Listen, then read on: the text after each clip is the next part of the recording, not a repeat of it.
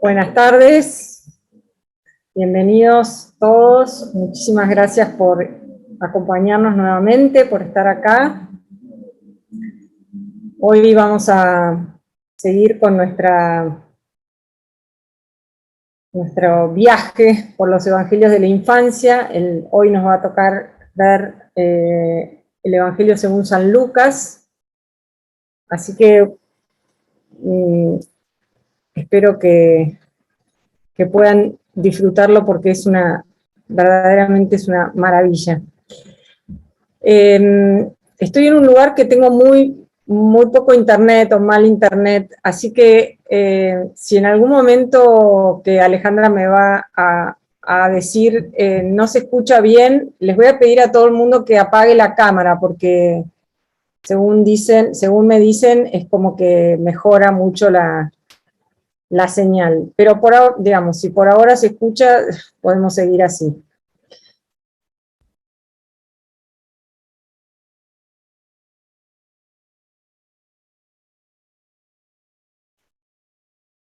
A ver.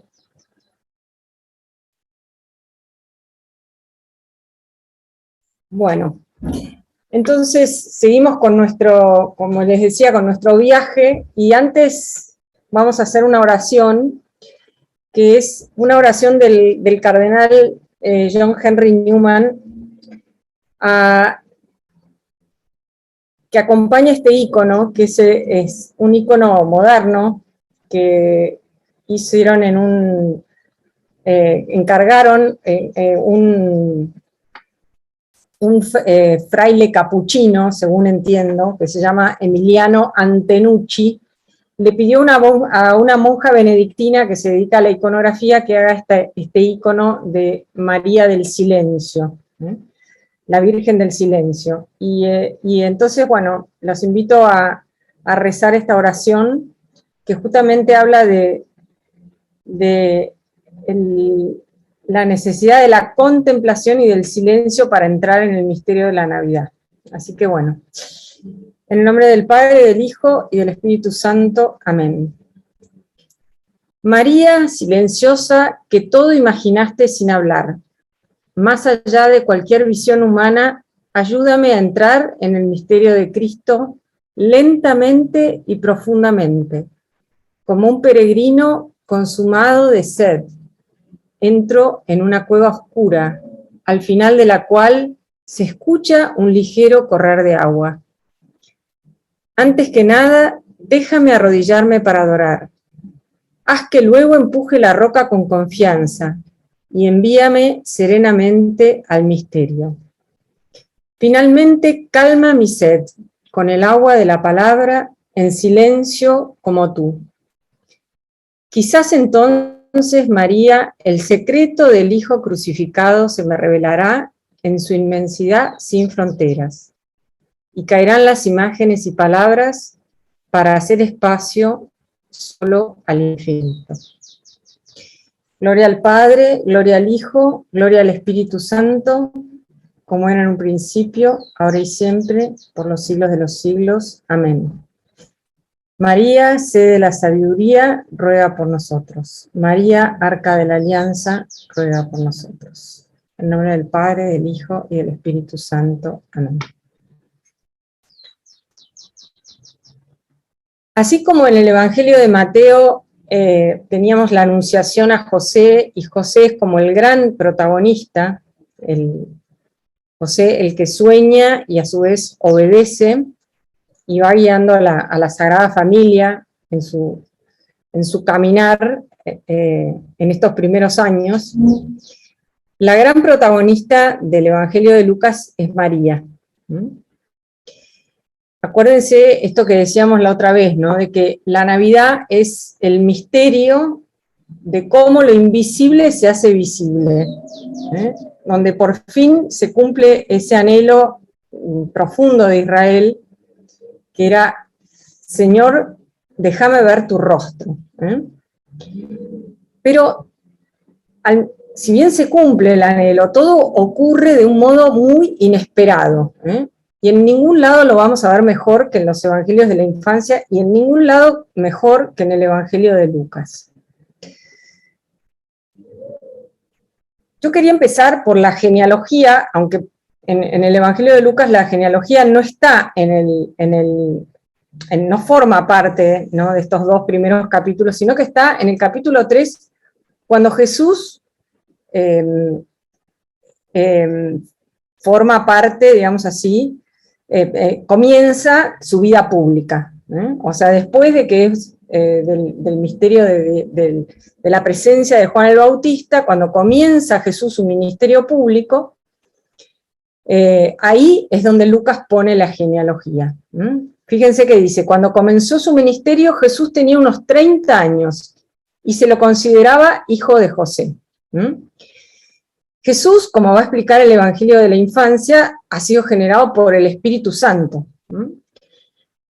Nosotros no vamos a leer toda la genealogía como hicimos con Mateo, salvo algunos nombres que ya nos encontramos en la genealogía de Mateo. En general, los nombres que nos presenta Lucas son absolutamente desconocidos para nosotros, ¿no? Pero lo que sí marca Lucas, y en esto es distinto que Mateo, es que además de la filiación de Jesús, que viene de lo alto, que viene concebido generado por el Espíritu Santo, a Lucas le interesa destacar la que va desde Jesús hasta Adán, hijo de Dios. Fíjense que ahí lo marqué con amarillo, ¿no? Jesús, a través de esta genealogía, lo que quiere mostrar Lucas es que Jesús está ligado a la historia de su pueblo. Esto también lo vimos en Mateo, pero acá es como que Lucas se remonta hasta Adán, hijo de Dios, ¿no? Es como que Jesús está ligado a toda la historia de su pueblo, es solidario con esta historia, y es como que constituye el punto de llegada. Es como que toda la historia encuentra su sentido y su plenitud en Jesús, toda la historia del pueblo de Israel. Acuérdense que hay que pensar el Adviento como este tiempo que va desde que comienza la historia de salvación. ¿Se acuerdan cuando que vimos? Bueno, desde el primer matrimonio, pero la primera promesa que tenemos es la del protoevangelio, como veíamos la otra vez, hasta la llegada de Jesús. Y en ese tiempo transcurre esto que llamamos este largo Adviento, en el cual lo que hace Dios es realiza como la educación religiosa del pueblo de Israel. Es como que se necesita todo este tiempo para entender o para prepararse para recibir a Jesús. Y así todo, vemos que, o sea, a pesar de todas las esperanzas, de todas las expectativas, de todas las promesas, es como que Jesús rompe, hay una continuidad, esto que siempre señalamos, como que hay una continuidad y una descontinuidad, ¿no? Pero una cosa que es importante, ¿no?, de la genealogía, es que Jesús no se separa de la historia de su pueblo, sino que es como que entra en la historia plenamente. En general, cuando se hacen genealogías, las genealogías están dirigidas casi siempre a distinguir los orígenes propios de los orígenes de otros. O sea, yo soy hijo de tal, y es distinto de otro que tendrá tales antepasados, ¿no? Pero acá la intención de Lucas, como decíamos, es vincular, no es contraponer, sino unir. Y esto es como una gran novedad. Jesús, que expresamente podría separarse. Precisamente si hay alguien que se podría separar, es Jesús. Y sin embargo, quiere unirse a su pueblo, ¿no? Entonces acá hay como una primera novedad. Jesús expresa su trascendencia haciéndose cercano. Y esto es algo que vamos a ver en el Evangelio de la Infancia todo el tiempo, como que lo esperado es, lo que sucede es de algún modo inesperado pero no porque es extraordinario. Ahora vamos a ver un poquito de esto. Bueno, el Evangelio comienza con un prólogo que dice así: muchos han tratado de relatar ordenadamente los acontecimientos que se cumplieron entre nosotros, tal como nos fueron transmitidos por aquellos que han sido desde el comienzo testigos oculares y servidores de la palabra. Por eso, después de informarme cuidadosamente de todo desde los orígenes, yo también he decidido escribir para ti, excelentísimo Teófilo, un relato ordenado a fin de que conozcas bien la solidez de las enseñanzas que has recibido. Fíjense, este pequeño prólogo, que generalmente, o sea, lo pasamos de largo porque no nos llama la atención, marca algo muy importante, ¿no? Y es que Lucas, no sé si ustedes estuvieron el domingo pasado en misa, pero también allí se lee un pequeño prólogo histórico que marca el comienzo de la predicación de Juan el Bautista, ¿no? Para Lucas, ubicarnos en la historia es fundamental. Entonces, y esto, a veces no sé si ustedes han escuchado decir, bueno, Jesús fue una figura mitológica, es como que está medio de moda inclusive decir eso, ¿no? Lo que marca Lucas, y es clave, es que nosotros somos hijos de unos hechos. Algo ocurrió. Esto no es un relato mitológico. Los relatos mitológicos no tienen para nada estas características. Fíjense, yo me informé cuidadosamente de todo, también hablé con testigos oculares y servidores de la palabra. Entonces, esto es clave. Él, obviamente, no es un historiador moderno que tiene a su disposición las hemerotecas, los videos. Digamos, si yo quisiera escribir una historia, no sé, de la Argentina de los años 40, bueno, todavía hay gente que vive, que fue testigo ocular e informada, a la cual yo puedo ir a preguntarle qué pasó, que estuviste en tal momento, ¿no? Entonces, podría ser un trabajo parecido al que hace Lucas, ¿no? O sea, informarme cuidadosamente de todo desde los orígenes. Y yo también he decidido escribir para ti, excelentísimo Teófilo. Nadie sabe quién es este excelente Teófilo. El Evangelio de Lucas, ustedes saben que tiene dos partes, lo que nosotros llamamos el Evangelio y después los Hechos de los Apóstoles. Y en las dos está este excelentísimo Teófilo al cual Lucas le escribe a fin de que conozcas la solidez de las enseñanzas que has recibido. Es decir, recibiste una enseñanza y ahora vas a conocer el fundamento. Y el fundamento no es otra cosa que el Evangelio, que es la vida y obra de Jesús de Nazaret. Entonces, una vez que dice esto, dice, bueno, en tiempos de Herodes, rey de Judea, ¿ven? Ya nos está ubicando perfectamente en un periodo de tiempo, había un sacerdote llamado Zacarías de la clase sacerdotal de Abías. Bueno, y ahora va a seguir así el relato. Pero fíjense que después de este pequeño prólogo, ya enseguida nos da un dato histórico. En tiempos del rey Herodes, había un sacerdote llamado Zacarías de la clase sacerdotal de Abías. Ahora vamos a ver qué quiere decir eso. Primero vamos a mirar cómo estructura Lucas, muy inteligentemente, su evangelio.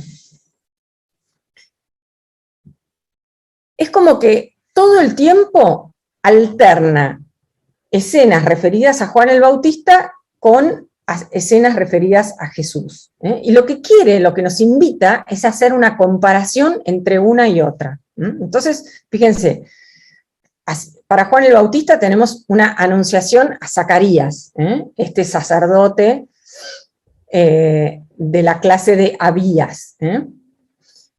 Por parte de Jesús tenemos la anunciación a María. Después, es como que las dos familias se juntan en la famosa visitación, la visitación de María a Isabel. Después tenemos el nacimiento de Juan el Bautista y el nacimiento de Jesús.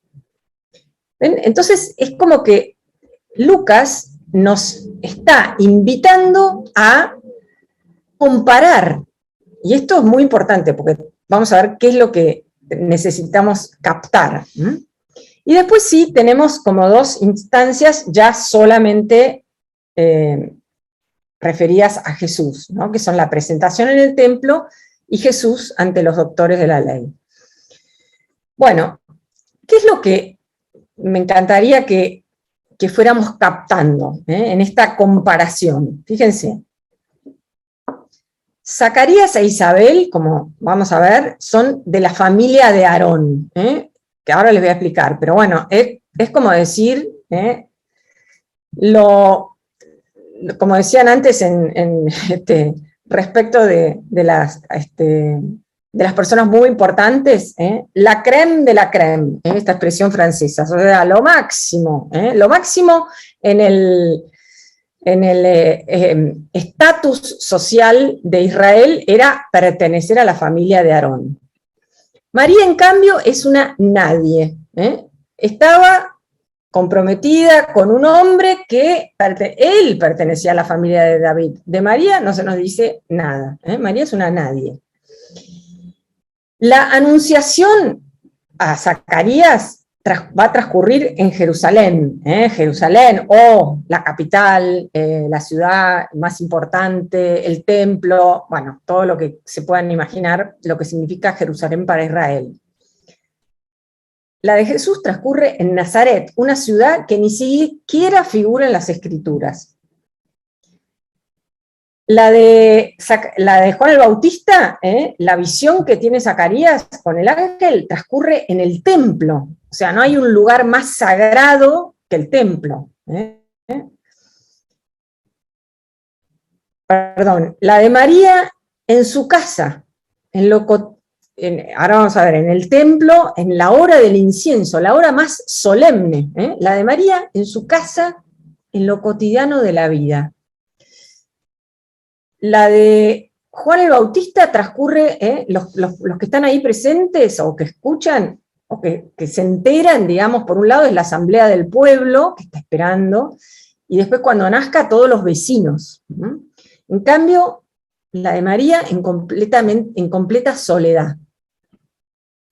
Y Juan Bautista va a ser siempre un niño especial, que va al desierto, que no toma vino, que esto, que el otro. En cambio, Jesús lleva a cabo una vida completamente ordinaria, la vida ordinaria de un niño de su tiempo. Entonces, lo que quisiera que después, cuando ustedes lo vuelvan a leer estos textos, sientan esto, ¿no? Que esta comparación evidencia esta alternancia entre lo grande y lo pequeño, la grandeza y la pequeñez, entre lo solemne y lo sencillo, lo sagrado y lo profano. Entonces esto es como que nos va a ayudar a descubrir unos rasgos nuevos del rostro de Dios, unos rasgos que se van a manifestar precisamente en Jesús de Nazaret. Lo que llamamos la vida oculta de Jesús, que va a transcurrir durante 30 años, nosotros no sabemos absolutamente nada más que evidentemente llevó a cabo una vida muy normal, primero como un niño y después como un trabajador, como un carpintero, algunos dicen como que tenía una pequeña empresa de construcción, ¿no? Por los términos que se usan en el Evangelio, pero por cierto, nada de extraordinario. Y acá es donde no tenemos tiempo, pero si ustedes leen los evangelios apócrifos, por ejemplo, el evangelio de Tomás, el evangelio de la infancia de Tomás, donde el niño Jesús se la pasa haciendo milagros extraños. Por ejemplo, hace unos gorriones de barro y les dice vuelen, o sea, cosas que no tienen nada que ver con lo que después va a ocurrir en en la vida pública, porque son como milagros, si uno quiere, medios extraños, si ustedes después tienen tiempo de leerlos, pero es como que la piedad popular desea como siempre llenar los silencios del Evangelio. Yo siempre pienso que cuando, muchas veces en las homilías, en los retiros que uno hace, en la propia meditación, y no es ninguna crítica y está muy bien, uno imagina, es como que necesita llenar el silencio de estos años ocultos del Señor. Entonces, es como que eso es lo que han hecho estos famosos apócrifos, ¿no? Pero a su medida es como que todos hacemos un poquito de evangelio apócrifo.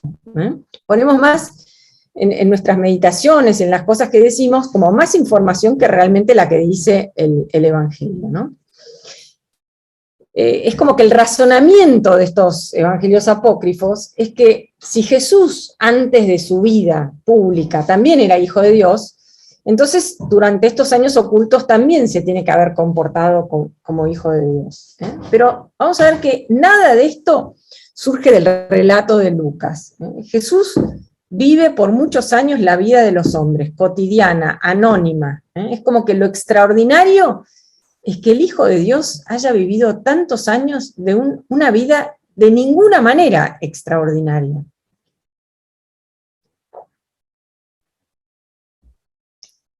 Y esto no es que es ausencia de lo divino, sino es una revelación muy sorprendente que tenemos que, como decía la oración, contemplar en el silencio.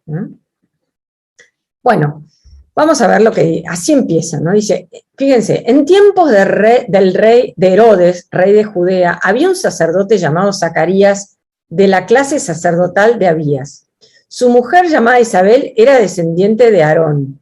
O sea, primero, para ser sacerdote había que ser de la familia de Aarón. Esto no sé si lo saben, pero ahora ya lo saben. No bastaba con pertenecer a la tribu de Leví, sino que además había que ser de la familia de Aarón. Los levitas que no eran de la familia de Aarón simplemente ayudaban en el templo, pero no eran sacerdotes. Entonces, ya sacerdote llamado Zacarías era de la familia de Aarón. Y no solamente eso, su mujer era descendiente de Aarón. Ambos eran justos a los ojos de Dios y seguían en forma irreprochable todos los mandamientos y preceptos del Señor. Pero no tenían hijos, porque Isabel era estéril y los dos eran de edad avanzada. Un día en que su clase estaba de turno y Zacarías ejercía la función sacerdotal delante de Dios, le tocó en suerte, según la costumbre litúrgica, entrar en el santuario del Señor a quemar el incienso. Toda la asamblea del pueblo permanecía fuera en oración mientras se ofrecía el incienso. Bueno, el momento del incienso era uno de los momentos más sagrados de la liturgia del templo, y a veces, o sea, en la época de Jesús había tantos sacerdotes, porque el sacerdocio era una cuestión hereditaria, ¿no? Había que pertenecer a la familia de Aarón, que estaban organizados en turnos, ¿no? Y cada turno tenía unos 24 sacerdotes, y los turnos duraban una semana.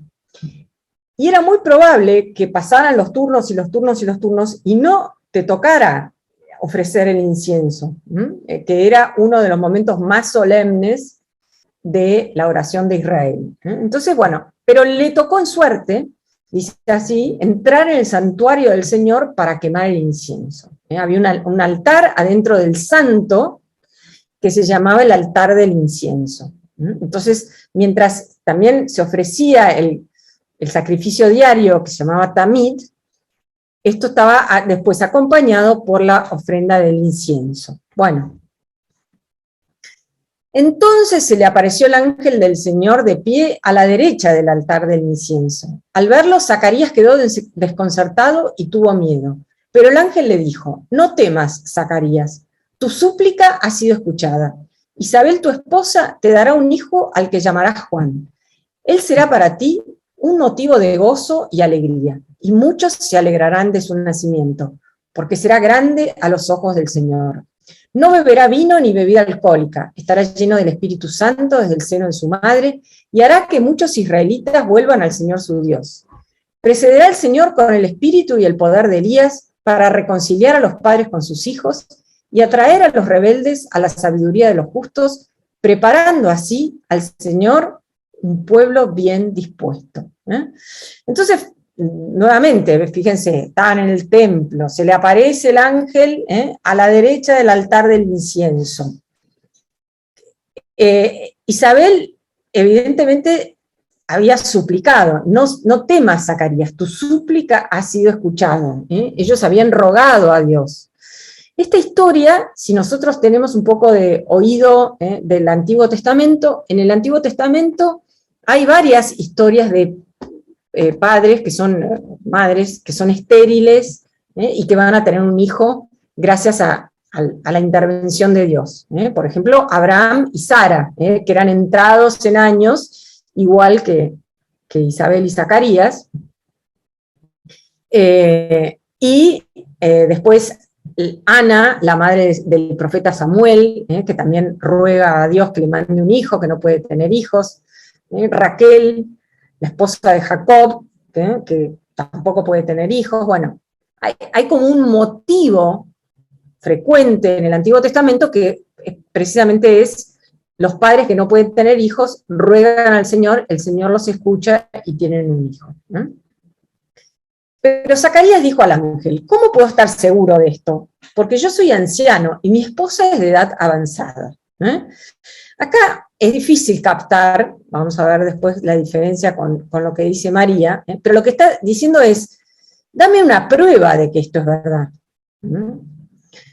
Porque yo soy anciano y mi esposa es de edad avanzada. Esto nos hace acordar mucho a la historia de Abraham, que cuando el ángel lo va a visitar, los ángeles lo van a visitar, y él dice, Sara se empieza a reír y dice, pero ¿cómo? Yo soy una vieja y voy a tener un hijo, y Abraham es un viejo y va a tener un hijo, ¿cómo es esto?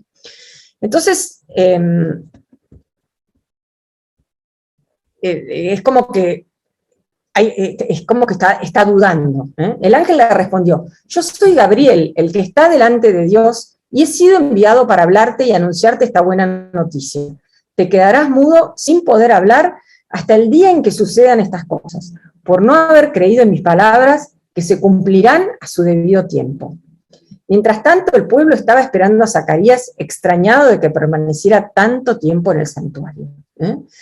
Entonces ven, o sea, la gente estaba esperando, y cuando salga Zacarías, va a decir, oh, que ahora evidentemente tuvo una visión, y está en el templo, y es de la familia de Aarón, y etcétera, etcétera. ¿Ven? Todo eso está grande, esta grandeza, en un lugar sagrado, en el templo. Bueno, ahora vamos a ver la anunciación a María. Esta obra de arte es la anunciación, a mí me parece una belleza, de Simone Martini, ese pintor italiano. Y dice así, en el 6º mes, el ángel Gabriel fue enviado por Dios a una ciudad de Galilea llamada Nazaret. Ya dijimos que Nazaret no figura en las escrituras, no es una ciudad importante, ni absolutamente nada. A una virgen que estaba comprometida con un hombre perteneciente a la familia de David, llamado José. Fíjense, fue enviado a una virgen que estaba comprometida con un hombre que pertenecía a la familia de David. Pero de ella, nada. No se nos dice que era esto, ni el otro, ni que descendía de tal o cual. El nombre de la virgen era María. El ángel entró en su casa y la saludó diciendo, alégrate, llena de gracia, el Señor está contigo. Al oír estas palabras, ella quedó desconcertada y se preguntaba qué podía significar ese saludo. Pero el ángel le dijo, no temas, María, porque Dios te ha favorecido. Concebirás y darás a luz un hijo, y le pondrás por nombre Jesús. Él será grande y será llamado Hijo del Altísimo.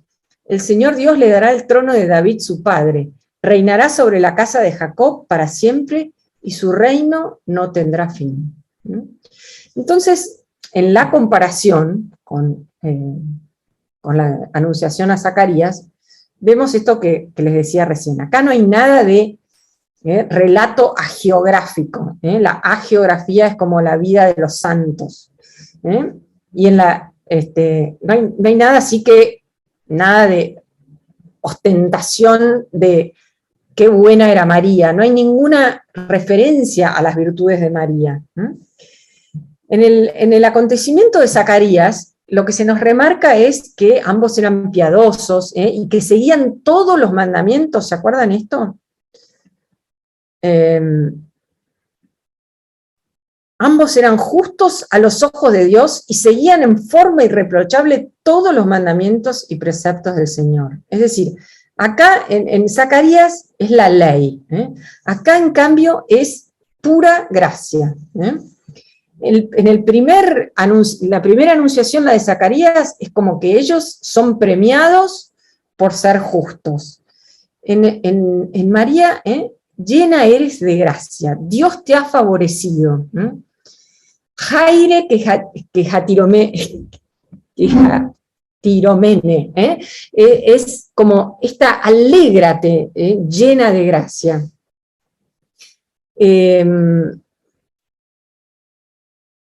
Esto es pura gracia, esto es lo que tenemos que entender. No hay nada que María merezca. Entonces acá es como que si en el anuncio a Zacarías lo divino aparece con toda solemnidad y grandiosidad, pero en el fondo, si uno ha leído el Antiguo Testamento, no sorprende, porque, como les decía, hay historias de parejas que no pueden tener hijos y el Señor los ayuda. En cambio, en el anuncio a María hay como una total simplicidad, hay como una economía de palabras, de contexto. Pero, sin embargo, el anuncio es muy... o sea, fijémonos un poco qué es lo que hace María. Dice, al oír estas palabras, ella quedó desconcertada y se preguntaba qué podía significar ese saludo. Entonces hay como un primer momento de María meditando, esto que se va a repetir varias veces en el Evangelio de la Infancia, que es que María guardaba estas cosas en su corazón. Ella se pregunta, hay como una suerte de diálogo interno. Pero el ángel le dijo, no temas, María, porque Dios te ha favorecido. Concebirás y darás a luz un hijo y le pondrás por nombre Jesús. Él será grande y será llamado Hijo del Altísimo. El Señor Dios le dará el trono de David, su padre. Reinará sobre la casa de Jacob para siempre y su reino no tendrá fin. ¿Qué tenemos acá? De vuelta, al igual que teníamos en Mateo. Tenemos el motivo davídico, el motivo mesiánico. Jesús va a ser el Mesías. Reinará, Dios le dará el trono de David, su padre. Reinará sobre la casa de Jacob para siempre y su reino no tendrá fin. Acá tenemos la palabra David, se nos aparece dos veces. La primera es cuando habla de que estaba comprometida con un hombre perteneciente a la familia de David, llamado José, y ahora que Dios le va a dar el trono de David su padre, y reinará sobre la casa de Jacob. Cuando habla de la casa de Jacob, hace como algo importante que nosotros no captamos porque no conocemos bien la historia de Israel, y es que cuando Jesús viene al mundo, digamos, la casa de Jacob ha desaparecido. ¿Por qué? Porque la casa de Jacob era la casa, digamos, las 12 tribus de Israel eran los 12 hijos de Jacob, digamos, esa es la casa de Jacob. Pero hay 10 de las tribus que desaparecieron en el exilio de Asiria, el primer exilio. Solamente va a quedar la tribu de Judá y la pequeñita Benjamín, pero que se van a como fundir en una sola. De ahí que nosotros lo que tenemos ahora no son el resto de las tribus, sino que tenemos simplemente judíos, porque las demás tribus se perdieron en este exilio, por más que haya gente todavía que pertenece a esas tribus. Sin embargo, las tribus como tales y la casa de Jacob desapareció. Entonces cuando dice, le dará el trono de David su padre, reinará sobre la casa de Jacob, está hablando está implícito acá, este segundo éxodo, esta segunda liberación, donde se van a volver a reunir las 12 tribus de Israel. Para siempre, y su reino no tendrá fin. Entonces acá está aludiendo a esto que veíamos la vez pasada, esta promesa mesiánica que Dios le hace a David. En realidad es para el hijo de David. Cuando hayas llegado al término de tus días y vayas a descansar con tus padres, yo elevaré después de ti a uno de tus descendientes, a uno que saldrá de tus entrañas, y afianzaré su realeza. Él edificará una casa para mi nombre, y yo afianzaré para siempre su trono real. Seré un padre para él, y él será para mí un hijo. Esta fórmula de la alianza. Yo seré su padre, él será mi hijo. Pero esto que es esta promesa, ahora, ven, se hace realidad. Le dará el trono de David su padre, verdaderamente, ahora es el que va a ocupar el trono de David, es el verdadero hijo de Dios, al cual Dios le promete, yo seré un padre para él y él será para mí un hijo. Bueno, esto se cumple ahora, esto es verdadero, esto es real. Y esto de, ¿cuál es el trasfondo? Esto de alégrate, María. María representa acá, además de su propia persona, que es fundamental en la historia de salvación, es como que es otro nombre, es como un ícono de Israel. Esto que en la escritura se llama hija de Sión. Esta Israel que es, como veíamos la vez pasada, está Israel como esposa. ¿Se acuerdan? Jerusalén como esposa, Sión como esta Israel que va a estas nupcias místicas con su Dios. Y tenemos esta profecía de Sofonías. Grita de alegría, hija de Sión, aclama Israel, alégrate y regocíjate de todo corazón, hija de Jerusalén. El Señor ha retirado las sentencias que pesaban sobre ti y ha expulsado a tus enemigos. El Rey de Israel, el Señor está en medio de ti, ya no temerás ningún mal. Aquel día se dirá a Jerusalén, no temas, Sión, que no desfallezcan tus manos. El Señor tu Dios está en medio de ti, es un guerrero victorioso. El Señor tu Dios está en medio de ti. Él exulta de alegría a causa de ti. Te renueva con su amor y lanza por ti gritos de alegría como en los días de fiesta. Bueno, esta es una de las profecías que se leen precisamente el día de Navidad. María dijo al ángel, ¿cómo puede ser esto si yo no tengo relaciones con ningún hombre? La diferencia con Zacarías es muy sutil. Zacarías dice, dame una prueba. ¿Qué prueba me das? En cambio, María lo que dice es, pero ¿cómo va a ser esto? Acá tenemos como este misterio, porque nosotros podríamos pensar, bueno, ella podría pensar, bueno, estoy desposada, a pesar de que no habían hecho vida en común, como nos dijo Mateo. Estoy desposada con un hombre y bueno, en algún momento me voy a casar con él. Pero hay algo misterioso en esta respuesta de María. Los padres de la Iglesia hicieron como, dicen, especulan, porque que María en realidad había hecho votos de virginidad, y algunos relatos, así también evangelios apócrifos hablan de esto, pero en realidad nosotros acá tenemos el misterio, no sabemos por qué, pero ella dice, ¿cómo puede ser esto si yo no tengo relaciones con ningún hombre? El ángel le respondió, el Espíritu Santo descenderá sobre ti, y el poder del Altísimo te cubrirá con su sombra. Por eso el niño será santo y será llamado Hijo de Dios. También tu parienta Isabel concibió un hijo a pesar de su vejez. y la que era considerada estéril ya se encuentra en su 6º mes, porque no hay nada imposible para Dios. María dijo entonces: yo soy la servidora del Señor, que se cumpla en mí lo que has dicho. Y el ángel se alejó. Entonces, ven acá tenemos estos 3 momentos, ¿no? Ante el saludo del ángel se queda turbada y pensativa. Después dice, pero ¿cómo va a ser esto? Y finalmente da su consentimiento. San Bernardo de Claraval, hablando del momento este de la Anunciación, dice que todo el mundo había quedado oscurecido bajo el dominio de la muerte, con el pecado de nuestros primeros padres. Entonces, como que Dios ahora busca una nueva entrada en el mundo. Llama a la puerta de María. Es como que, dice San Bernardo, Dios necesita la libertad humana. El que te creó, esto que van a decir los padres, el que te creó sin ti, no te redimirá sin ti. Es como que al crear la libertad, Dios, en cierto modo, se hace dependiente del hombre. Necesita la libertad humana.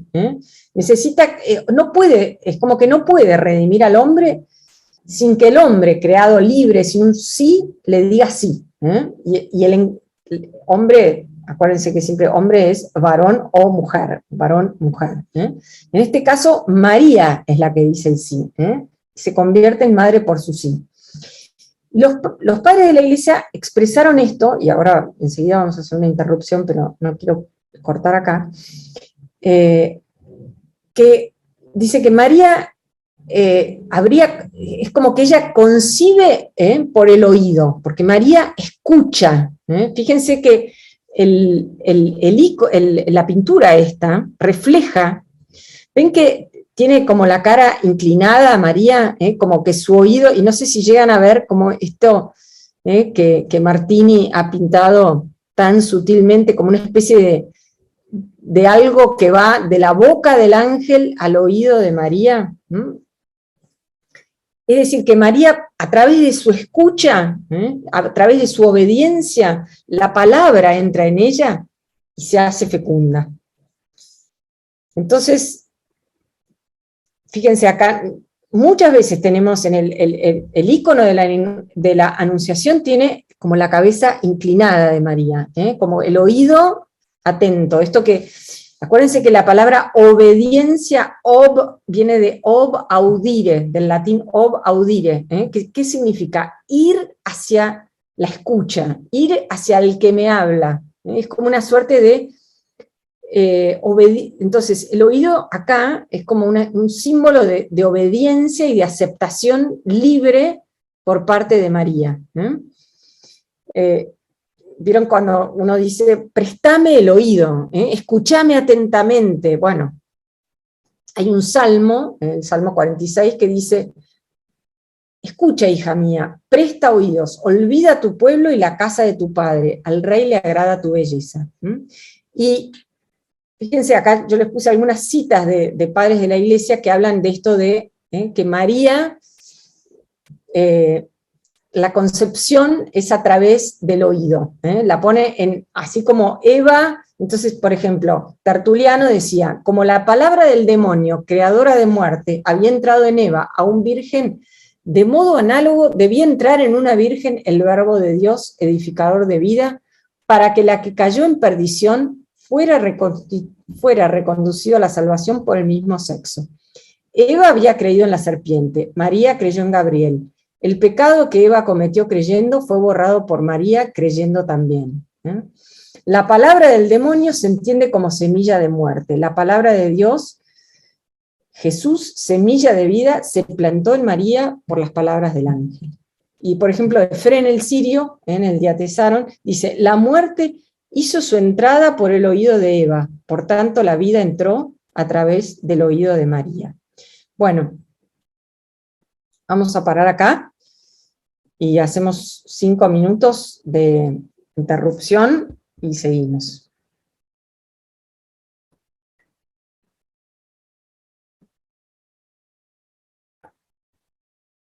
¿Está bien? ¿Cómo están viendo esto? Bueno. Perfecto, sí. Gracias.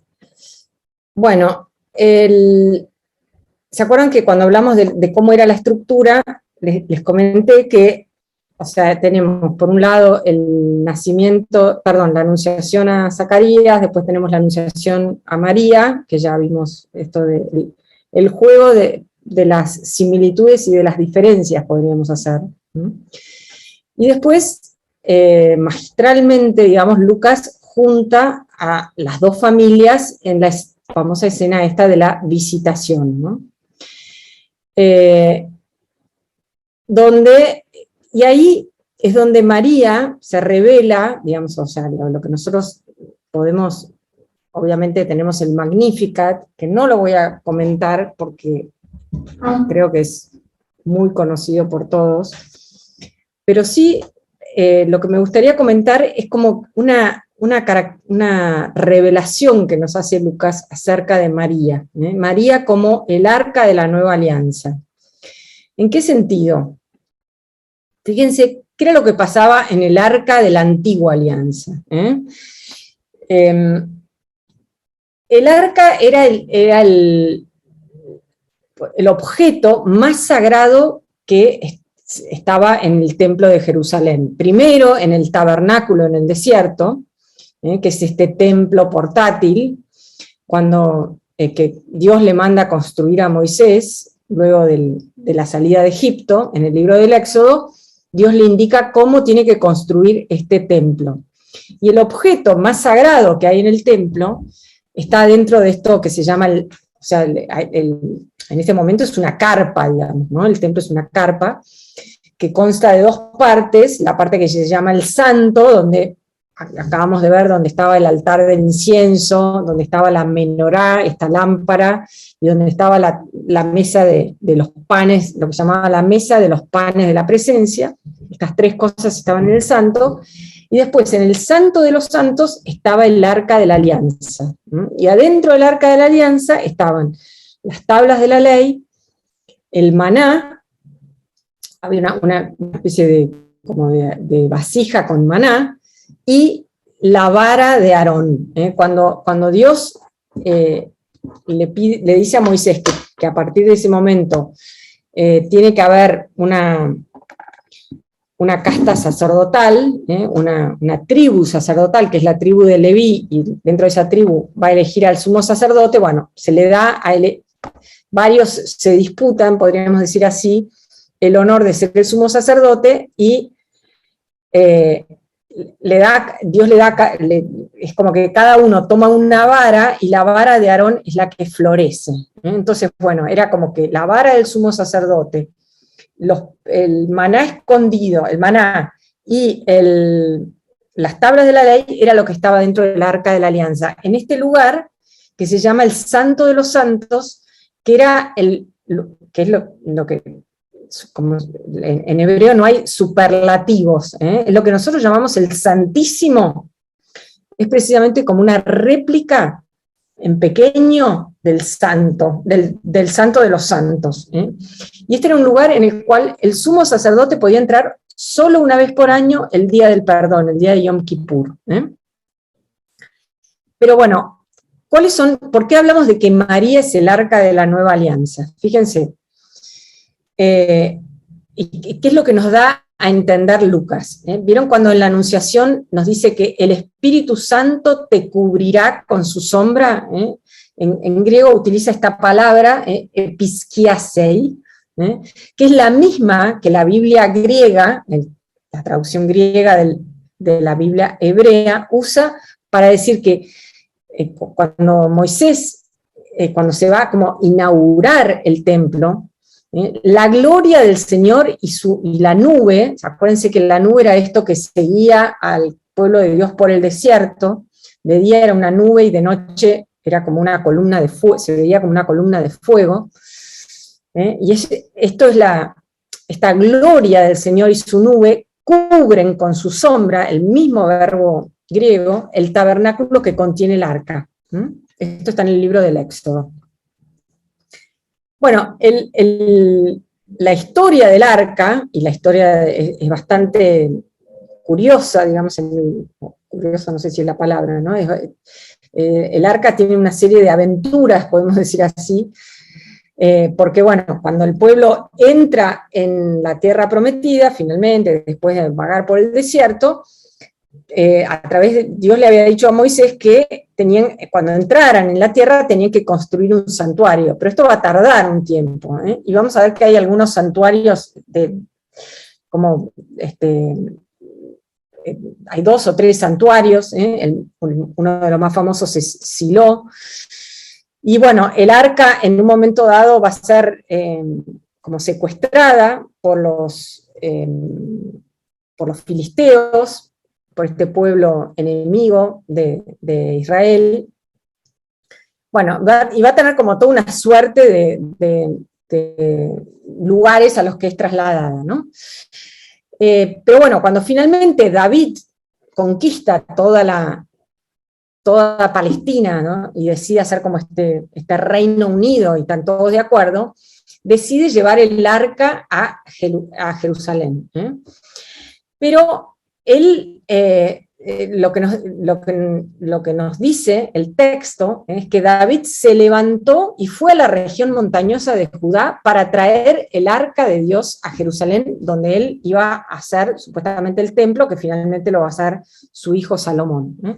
Y fíjense que María se levantó y fue a la región montañosa de Judá a visitar a Isabel. O sea, María está en la región montañosa de Judá, igual que el arca de la alianza estaba en la región montañosa de Judá. David dice que él no es digno de recibir el arca, y dice, ¿cómo puede ser que el arca de mi Señor venga a mi casa? Isabel admite que ella no es digna de recibir a María, clamando, ¿quién soy yo para que la madre de mi Señor venga a visitarme? Cuando finalmente David lleve el arca a Jerusalén, David saltaba, en realidad danzaba delante del arca, y va como saltando y danzando frente al arca, entrando a Jerusalén. Juan Bautista salta delante del arca, apenas oí tu saludo, el niño saltó de alegría en mi seno. El arca, por razones que no vienen al caso ahora explicar, con David va a quedarse en esta región montañosa de Judá, en la casa de este señor que se llama Obededom, llenándolo de bendiciones unos 3 meses. Y María permaneció en la región montañosa de Judá por 3 meses. Este es el origen de una de las letanías del Rosario. ¿Vieron cuando decimos María, Arca de la Alianza? Bueno, precisamente estamos aludiendo a esto. ¿Y por qué María es el Arca de la Alianza? Porque, ¿qué es lo que tiene ella en su seno? Tiene la nueva ley, el nuevo maná, y el nuevo sumo sacerdote. ¿Se acuerdan? O sea, en el arca estaba la ley, Jesús va a venir a traer la nueva ley. Así como teníamos el maná, el nuevo maná, la Eucaristía.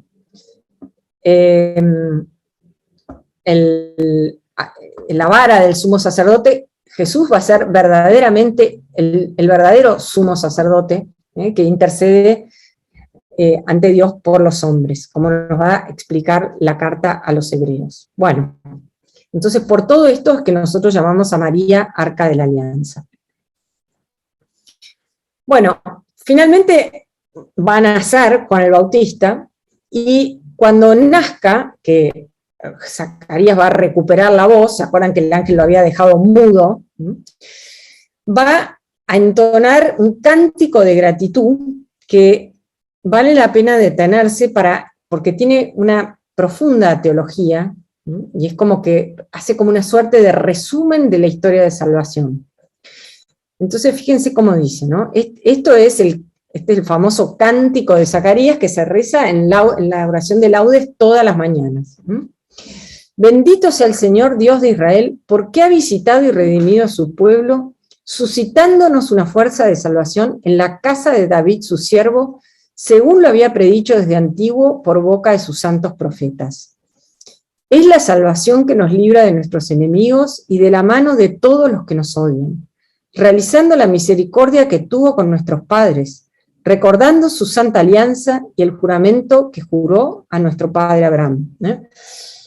Bueno, acá está condensado, digamos así, todo la historia de salvación, ¿no? Bendito sea el Señor Dios de Israel, porque ha visitado y redimido a su pueblo, suscitándonos una fuerza de salvación en la casa de David, según lo había predicho desde antiguo por boca de sus santos profetas. Esto nunca tenemos que olvidarnos, ¿eh? Jesús ha sido profetizado en múltiples ocasiones, y durante todo el Adviento, nosotros en la misa diaria y obviamente en la misa de los domingos, estamos leyendo las distintas profecías que profetizan este Salvador, este Mesías. Según lo había predicho desde antiguo por boca de sus... Es la salvación que nos libra de nuestros enemigos y de la mano de todos los que nos odian, realizando la misericordia. La misericordia es este amor especial que Dios tiene por el pecador, podríamos decir así, ¿no? Esa es la definición que da Juan Pablo II en esta famosa encíclica Dives y Misericordia, ¿no? La misericordia en el Antiguo Testamento se expresa a través de una palabra que es Gesed. Gesed es, cuando en el Antiguo Testamento, si lo pudiéramos leer en hebreo, leyéramos Gesed, ese Gesed es lo que nosotros traducimos en nuestra Biblia en castellano por misericordia. ¿Y qué es ese Gesed? Es el amor fiel, el amor de alianza, el amor de Dios que nunca se resigna a que el hombre esté caído, digamos. Entonces cuando dice, realizando la misericordia, es como que recordó su santa alianza. Fíjense esto, ¿no? La alianza, ¿se acuerdan que muchas veces, no sé si algunos han estado en las clases anteriores, pero dijimos, es la extensión de los lazos de parentesco a través de un juramento. Fíjense cómo acá se cumple esto que decimos, ¿no? Realizando la misericordia, este amor fiel a la alianza, recordando su santa alianza y el juramento que juró a nuestro padre Abraham. Por ti se bendecirán todas las naciones de la tierra. Entonces, Dios es fiel a su promesa, Dios es fiel a su juramento, y entonces ahora está realizando esta misericordia, estar actuando con fidelidad, para concedernos que, libres de temor, arrancados de las manos de los enemigos, les sirvamos con santidad y justicia en su presencia todos nuestros días. Esto que va a decir Pablo, que ya ahora ya somos hijos y no esclavos. Entonces, ahora estamos libres de temor, arrancados de la mano de... Ya no somos esclavos. ¿Cuáles son nuestros enemigos? El pecado y la muerte. Ya no somos esclavos de estos enemigos. Ahora sí podemos servir con santidad y justicia a Dios todos nuestros días. O sea que por un lado es aceptar, es recibir el anuncio, pero por otro lado tenemos que actuar. Hay como una dimensión moral del que tiene el anuncio, que le sirvamos con santidad y justicia en su presencia todos nuestros días. Y a ti, niño, acá se está refiriendo a Juan el Bautista, te llamarán profeta del Altísimo, porque irás delante del Señor a preparar sus caminos. Este es el motivo que hemos leído precisamente el domingo pasado, que hemos escuchado, ¿no? El motivo de Isaías: allanad los caminos, preparad los caminos, aplanen los valles. Bueno, irás delante del Señor a preparar sus caminos, anunciando a su pueblo la salvación, el perdón de los pecados. Y nuevamente va a decir, por la entrañable misericordia de nuestro Dios, nos visitará el sol que nace de lo alto, para iluminar a los que viven en tinieblas y en sombra de muerte, para guiar nuestros pasos por el camino de la paz. Entonces tenemos este cántico bellísimo, bellísimo, que, bueno, hay que rezarlo y meditarlo cada uno en su intimidad, en su casa, ¿no? Pero esto de que Dios es luz, lo que dice el prólogo del Evangelio de Juan. La vida era la luz de los hombres. Entonces es como que Dios viene a iluminar a los que viven en tinieblas. Jesucristo ilumina. Yo soy la luz del mundo. Y en para iluminar a los que viven en tinieblas y en sombra de muerte, para guiar nuestros pasos por el camino de la paz. Bueno, este es el famoso, entonces, cántico de Zacarías, donde Zacarías canta la alegría de que, porque él tiene como esta revelación de no solamente de que su hijo va a ser alguien grande, sino que su hijo va a ser profeta del Altísimo, porque irá delante del Señor a preparar sus caminos, porque por la entrañable misericordia de nuestro Dios nos va a visitar el sol que nace de lo alto. Bueno, entonces ahora sí tenemos el nacimiento de Jesús. Nuevamente tenemos una pequeña referencia a la historia. En aquella época apareció un decreto del emperador Augusto ordenando que se realizara un censo en todo el mundo. Este primer censo tuvo lugar cuando Quirino gobernaba la Siria, y cada uno debía ir a inscribirse a su ciudad de origen. José, que pertenecía a la familia de David, salió de Nazaret, ciudad de Galilea, y se dirigió a Belén de Judea, la ciudad de David. Fíjense la cantidad de veces que Lucas va a repetir David, David, David. Esto que hablábamos también de Mateo.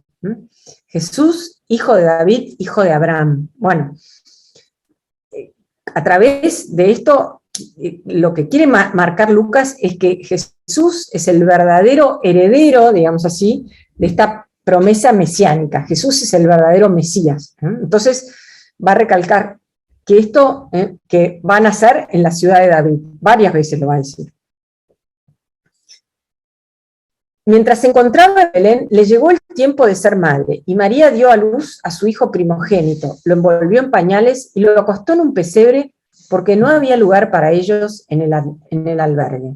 Entonces, acá, fíjense que tenemos como una pequeña estructura que se va a repetir varias veces en lo que va a seguir, ¿no? Que responde como a todo lo que es el Evangelio. ¿El Evangelio qué es? Es un hecho que es, a su vez es anunciado y a su vez es recibido para que otro lo vuelva a anunciar. Es como que nosotros todo lo que sabemos de Jesús lo hemos recibido de otros. Y esto es como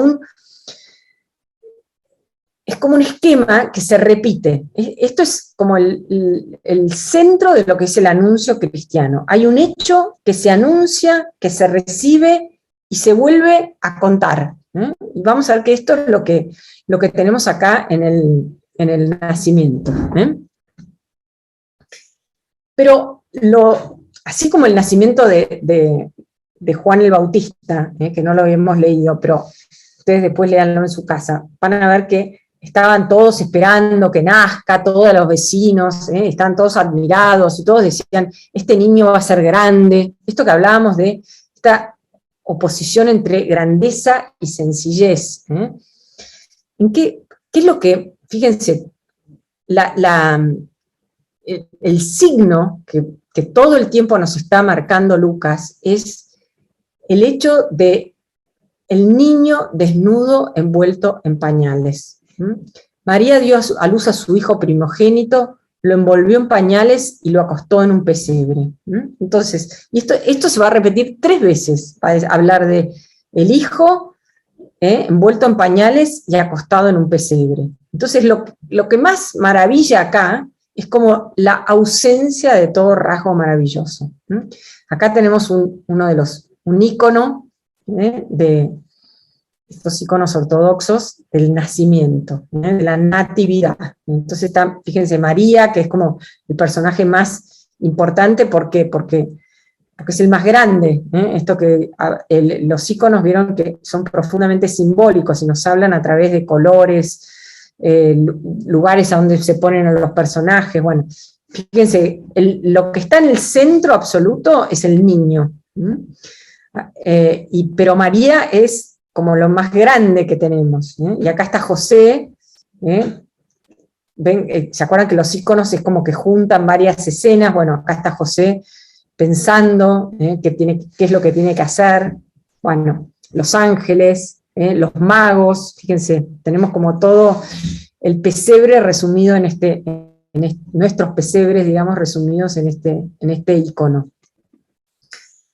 Pero bueno, nuevamente, lo que más maravilla, lo más maravilloso es la ausencia de lo maravilloso. Es simplemente una mujer que en completa soledad, ella y su marido, da a luz a un niño en una cueva, y lo acuesta en un pesebre. O sea, no hay nada más lejano de Juan el Bautista, con el templo, con la familia, con todos diciendo, oh, bueno, acá nada, todo transcurre en silencio, en lo oculto.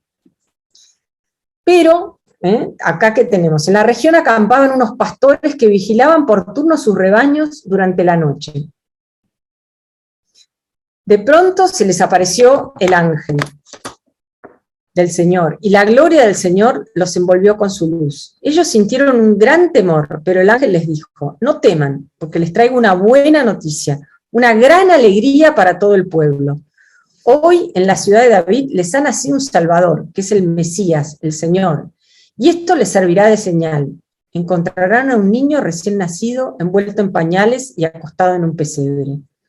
Y junto con el ángel apareció de pronto una multitud del ejército celestial que alababa a Dios diciendo, gloria a Dios en las alturas y en la tierra, paz a los hombres amados por él. Fíjense, los pastores, por un lado tenemos el hecho, pero por otro, o sea, con el hecho solo no nos sirve, necesitamos como esta voz que viene de lo alto, es como que necesitamos el hecho y su explicación. Los pastores como que quedan envueltos y atemorizados por la gloria de Dios, pero al mismo tiempo fíjense qué signos reciben. Encontrarán un niño envuelto en pañales y acostado en un pesebre. ¿Ven? Que es la segunda vez que se repite esto. Y esto es lo que Lucas quiere recalcar, que el signo es precisamente la ausencia de lo extraordinario. Lo que necesitamos de extraordinario es alguien que nos explique la sencillez de este signo. Entonces ven como esta es como la maravilla de la Navidad. El relato que pasa de la pobreza, el silencio, el anonimato, a la gloria, y de vuelta a la pobreza, porque de vuelta, o sea, ¿no? Los pastores quedan envueltos en esta luz, pero de vuelta el signo es el niño envuelto en pañales. Es como que el nacimiento de este Salvador, fíjense que le dice, les ha nacido un Salvador. Salvador era el título, el soter, en griego, es el título que se le daba a César Augusto, el emperador era el Salvador. El nacimiento de este Salvador no sigue las reglas de las glorias de los hombres, ¿no? Entonces es como que necesitamos las dos cosas, necesitamos el signo, pero necesitamos la voz que viene de lo alto para explicarlo. Y los ángeles, ¿qué cantan? Gloria a Dios, en realidad es como sea dada la gloria a Dios, porque la gloria está, o sea, nosotros no somos los que causamos la gloria, sino que le damos, o sea, aceptamos la gloria, no sé cómo, en el cielo y en la tierra, y paz a los hombres, que acá dice la traducción, a los hombres amados por él, es como decir, los hombres en quien se complace Dios. ¿Y quiénes son estos? Bueno, una pista la vamos a tener si ustedes quieren, en el bautismo, cuando escuchemos la voz, o en la transfiguración, este es mi hijo muy amado en quien me complazco. Entonces, es como que, ¿en quién se complace Dios? En los que se hacen otros pequeños Cristos, en los que siguen a Cristo, podemos decir así. Después que los ángeles volvieron al cielo, los pastores se decían unos a otros, vayamos a Belén y veamos qué ha sucedido y qué el Señor nos ha anunciado. Fueron rápidamente y encontraron a María, a José y al recién nacido acostado en el pesebre. ¿Ven? Por tercera vez el signo. Al verlo, contaron lo que habían oído decir sobre este niño, y todos los que escuchaban, quedaron admirados de lo que decían los pastores. Acuérdense que los pastores eran, nosotros estamos acostumbrados a los famosos pastorcitos, en los pesebres vivientes, disfrazamos a los chicos de pastorcitos y todo, pero los pastores eran como unos personajes bastante marginales dentro de la estructura social de Israel. Eran así como una suerte de pícaros, vivillos, vivían así, eran como nómades, no eran personajes muy importantes, podríamos decir así, eran bastante marginales, ¿no? Pero fíjense cómo es este esquema de el hecho, el anuncio, la recepción y la vuelta a anunciar. ¿Qué hacen los pastores? Contaron lo que habían oído decir sobre este niño, o sea, van, miran, y al verlo contaron a otros, y todos los que lo escuchaban quedaron admirados de lo que decían los pastores.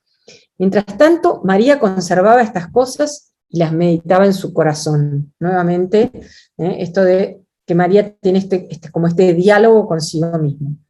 Y los pastores volvieron alabando y glorificando a Dios por todo lo que habían visto y oído conforme al anuncio que habían recibido. 8 días después, llegó el tiempo de circuncidar al niño y se le puso el nombre de Jesús, nombre que le había sido dado por el ángel antes de su concepción. Cuando llegó el día fijado por la ley de Moisés para la purificación, llevaron al niño a Jerusalén para presentarlo al Señor como está escrito en la ley. Todo varón primogénito será consagrado al Señor. También debían ofrecer un sacrificio, un par de tórtolas o de pichones de paloma, como ordena la ley del Señor. Entonces, acá lo que tenemos son 3 ritos que están como mezclados y queda como poco claro la formulación, ¿no? Estos ritos son, por un lado, el tema de la circuncisión, que eso no se hacía en el templo, sino que se hacía 8 días después del nacimiento del niño. O sea, a los 8 días el niño es circuncidado. Como bien dice ahí, dice 8 días después llegó el tiempo de circuncidar al niño. Bueno, después viene el tema de la purificación de la madre. Y después el tema de que todo varón primogénito será consagrado al Señor. La consagración de los primogénitos. Estos son como estos 3 ritos. Bueno, el de la circuncisión ya está. 40 días después de que nace un niño varón, la madre, para poder reintegrarse al culto y para poder volver a participar del culto, tiene que llevar a cabo este rito de purificación. Y entonces se presenta ante el sacerdote y digamos, el libro del Levítico dice, al concluir el periodo de purificación, tanto por un hijo como por una hija, la madre presentará al sacerdote a la entrada de la carpa del encuentro. Acuérdense que esto de la carpa del encuentro es este templo portátil que va a existir antes de la entrada en la tierra prometida y antes de que finalmente se construya el templo de Jerusalén. Pero bueno, el libro del Levítico está hablando de, suerte de manual para sacerdotes, donde están estipulados todos los tipos de sacrificios, ¿no? Entonces, bueno, el sacrificio era un cordero de 1 año para ofrecer en holocausto y un pichón de paloma o torcaza para ofrecerlos como sacrificios por el pecado. Pero si los padres eran pobres, estaban exceptuados del tema del cordero y solamente presentaban un par de tórtolas, como está acá, como es lo que dice acá. Es decir, Lucas, al contarnos esto, nos está manifestando o contando que María y José no tenían para no eran suficientemente ricos como para ofrecer el sacrificio, el cordero que se sacrificaba y se ofrecía en holocausto, sino simplemente el precio, digamos así, o el ofrecimiento de los pobres. Pero hay un tercer rito acá, que es el tema de la consagración de los primogénitos. En el libro del Éxodo se dice, Dios dice, conságrame a todos los primogénitos, porque las primicias del seno materno entre los israelitas, sean hombres o animales, me pertenecen. Esto está relacionado con el rescate, digamos, el rescate de los primogénitos en Egipto. ¿Se acuerdan que en la última de las plagas, Dios ordena al ángel exterminador que pase por las casas y extermine a todos los primogénitos de Egipto? En realidad, a todos los primogénitos, solo que los israelitas, los hebreos, se salvan porque Dios les ordena que una vez que hayan sacrificado el cordero pascual, pinten con sangre los dinteles de las casas. Entonces ellos, los israelitas, se salvan, digamos así, refugiándose bajo la sangre del cordero. Bueno, que esto luego está relacionado con lo que ocurre en la cruz. Nosotros nos salvamos gracias a la sangre del cordero, del verdadero cordero pascual. Esto es como una prefiguración también de lo que va a ocurrir en el sacrificio de la cruz. Pero bueno, volvamos a esto que ordena el libro del Éxodo. Entonces, Dios va a decir, bueno, consagra, una vez que van a salir de Egipto, conságrame a todos los primogénitos, porque las primicias del seno materno, entre los israelitas, sean hombres o animales, me pertenecen. Pero en realidad lo que va a suceder con el tiempo es que los únicos consagrados verdaderamente al Señor van a ser los de la tribu de Leví, porque ellos están destinados al sacerdocio, a esta tribu sacerdotal. El resto de los primogénitos se rescatan. Se rescatan a través de, se hace un pago en moneda.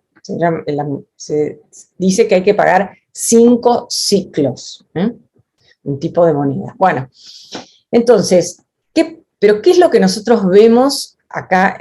Jesús no pertenecía a la tribu de Leví. Entonces, en el fondo, él no iba a ser consagrado al Señor, sino que hubiera debido ser rescatado. Y sin embargo, acá en ningún momento se habla del rescate de Jesús. ¿Por qué? Porque Jesús, si hay alguien que está consagrado a Dios desde el seno materno, es Jesús. Entonces, sutilmente, o sea, Lucas nos habla de como una suerte de excepción en el caso de Jesús. Jesús, a pesar de pertenecer a la tribu de Judá, él no es rescatado, sino que es consagrado al Señor.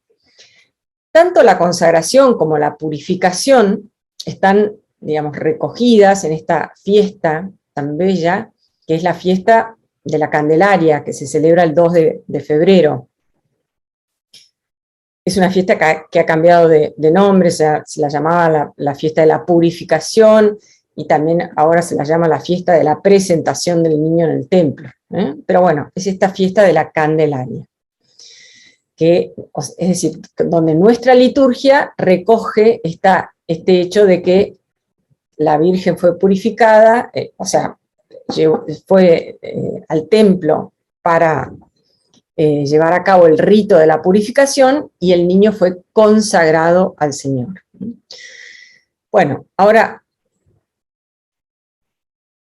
¿cómo sigue esto? Dice, vivía entonces en Jerusalén un hombre llamado Simeón, que era justo y piadoso y esperaba el consuelo de Israel. El Espíritu Santo estaba en él, y le había revelado que no moriría antes de ver al Mesías del Señor. Conducido por el mismo Espíritu, fue al templo, y cuando los padres de Jesús llevaron al niño para cumplir con él las prescripciones de la ley, el ángel lo tomó en sus brazos y alabó a Dios diciendo, este pequeño cántico es lo que se llama el Nunc Dimittis. Esto de, ahora Señor puedes dejar que tu servidor muera en paz como lo has prometido, porque mis ojos han visto la salvación que preparaste delante de todos los pueblos, luz para iluminar a las naciones paganas y gloria de tu pueblo Israel. Esta oración es lo que se reza en la liturgia de las horas, todos los días en completas, en la última oración de la noche. Ahora, Señor, puedes dejar que tu servidor muera en paz como lo has prometido, porque mis ojos han visto la salvación que preparaste delante de todos los pueblos, luz para iluminar a las naciones paganas y gloria de tu pueblo Israel. Y también es como uno en la oración de la noche, en la última de las oraciones, de algún modo se prepara para la muerte. Entonces también nosotros le decimos, ahora Señor puedes dejar que tu servidor muera en paz, que tu siervo muera en paz, porque mis ojos han visto la salvación. Nosotros repetimos la oración del anciano Simeón como una suerte de preparación para nuestra propia muerte. Ahora, Señor, puedes dejar que tu servidor muera en paz, porque sabemos, porque nuestros ojos han visto la salvación.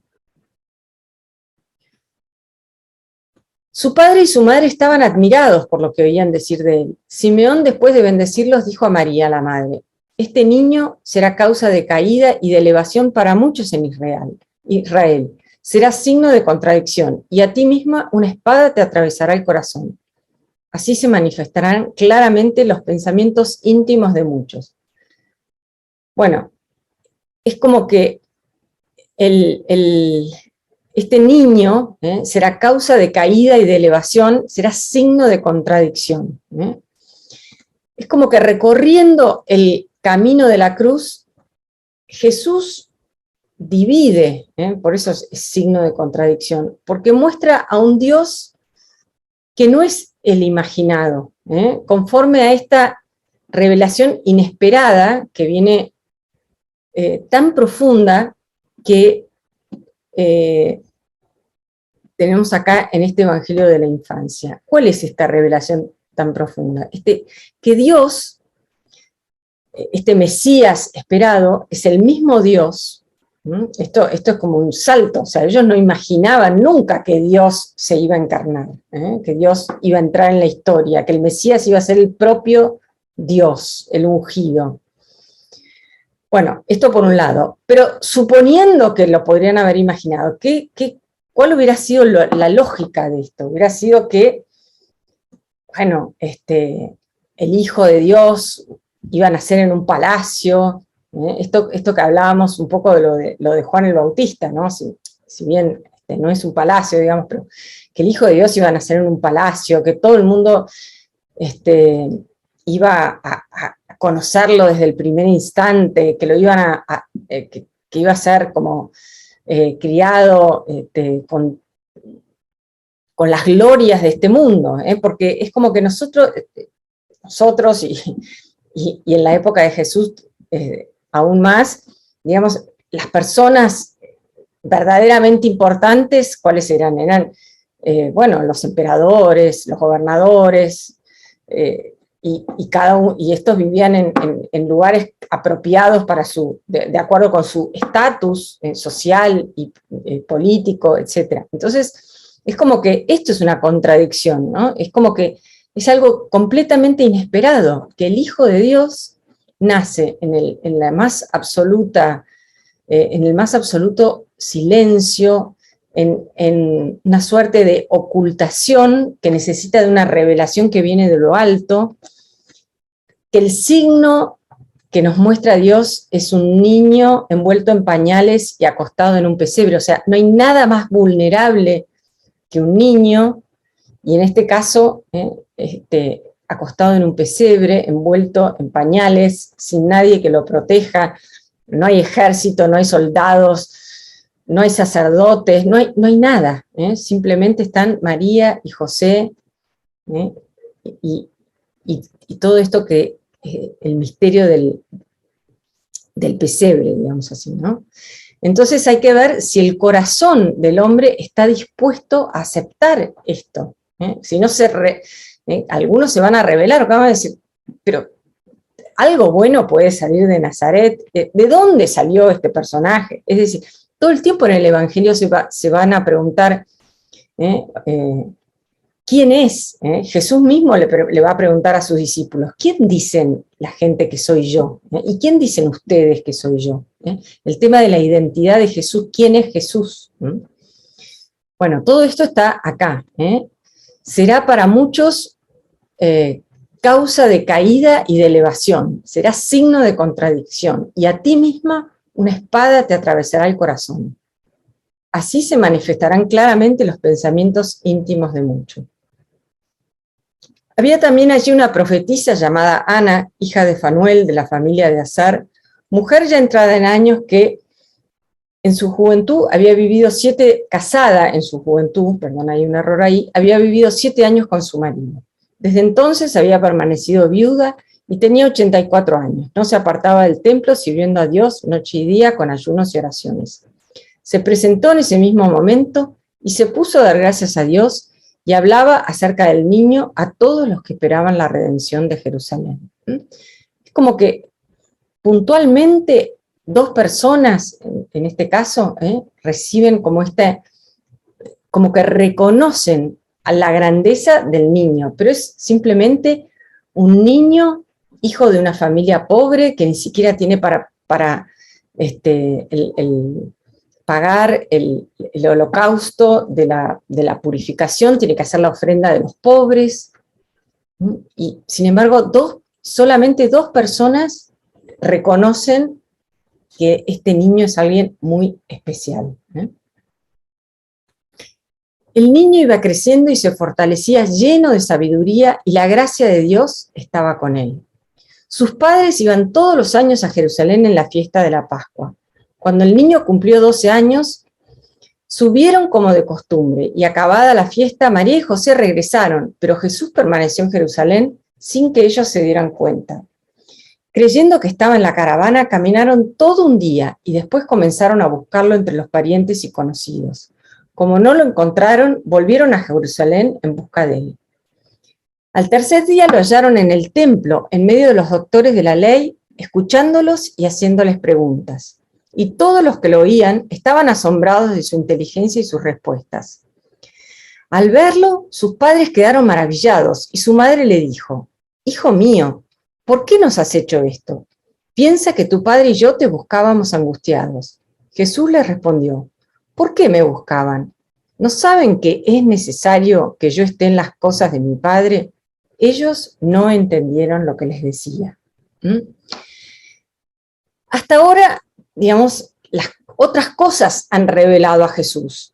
El ángel, otras cosas, otras personas, podemos decir así, ¿no? El ángel, los pastores, Isabel en la visitación, el anciano Simeón, Ana, ¿no? La profetisa Ana, pero ahora es Jesús el que se revela a sí mismo. ¿Y cómo? No tanto por esto de que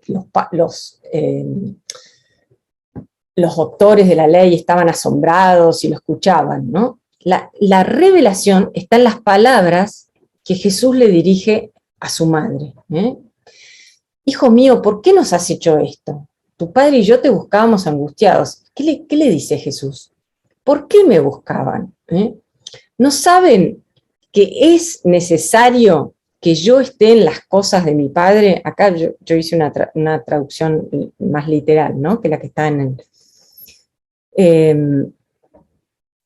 Este es necesario, es necesario teológico, o sea, no es que es necesario, se usa esta palabrita griega, dei,